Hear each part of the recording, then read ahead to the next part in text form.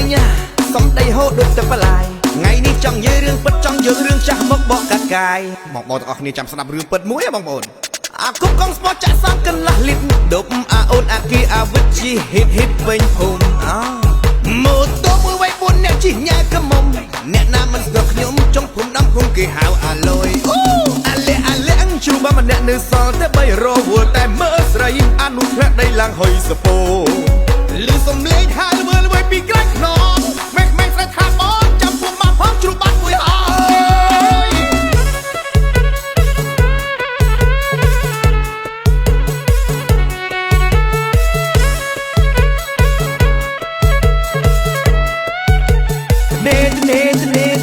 នេះតោះដាក់មកតយហឹកទឹកថ្នាំជូគេដូនតាយើងបោះសំទុកឲ្យដាក់មួយថែមមួយបើពុំមានអីសប្បាយមកដោយពូហើយថែមទៀតខ្ញុំអាភាមួយតែចាត់ក្រុមដើមមកហើយតែมองពូឲ្យពូក្មេងសៀវសម័យខ្ញុំជាកុំកងស្ពមើលទៅឡើងហើយក្នុងខ្លួនអត់សូវមានលុយទេប៉ុន្តែមានអារម្មណ៍ថាសប្បាយនិយាយពីញ៉ែស្អីវិញសំដីហូរដូចទឹកបលាយថ្ងៃនេះចង់និយាយរឿងពិតចង់យករឿងចាស់មកបកកាត់កាយកាលសម័យមួយមានបរម្នាក់ទើបមានម៉ូតូរឹកលុយដូចជិះឡានបូដោយសារម៉ូតូអាកុបកង់ស្ពត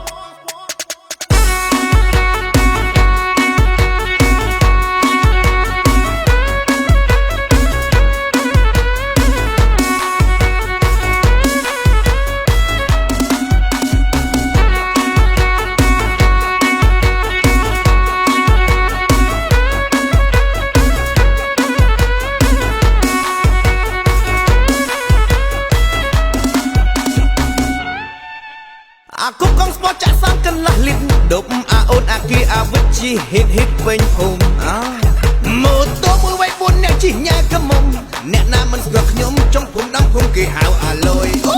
អាលេអញជ្រូបម្នាក់នៅសល់តែ3រវល់តែមើលស្រីអានោះធ្លាក់ដីឡើងហុយសពោលឺសំឡេងហៅមើលវាយពីក្រៅខ្នងមេខ្មេងស្រីថាបងចាំពួកមកផងជ្រូបបាត់មួយហើយនេះតោះដាក់មកត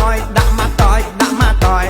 ហឹកទឹកថ្នាំជូគេដូនតាយើងបោះសំទុកឲ្យដាក់មួយថែមមួយបើពុំមានអីសប្បាយមកដោយពូហើយថែមទៀតខ្ញុំអាភាមួយតែចាត់ក្រុមដើមមកហើយតែมองពូឲ្យពូនេះតោះដាក់មកតយហឹកទឹកថ្នាំជូគេដូនតាយើងបោះសំទុកឲ្យដាក់មួយថែមមួយបើពុំមានអីសប្បាយមកដោយទោះកាយរឿងចាស់ហើយពួកម៉ាក់យើងអើយតាយើងជុំគ្នាកាលសម័យមួយមានបរម្នាក់ទើបមានម៉ូតូរឹកលុយដូចជិះឡានបូ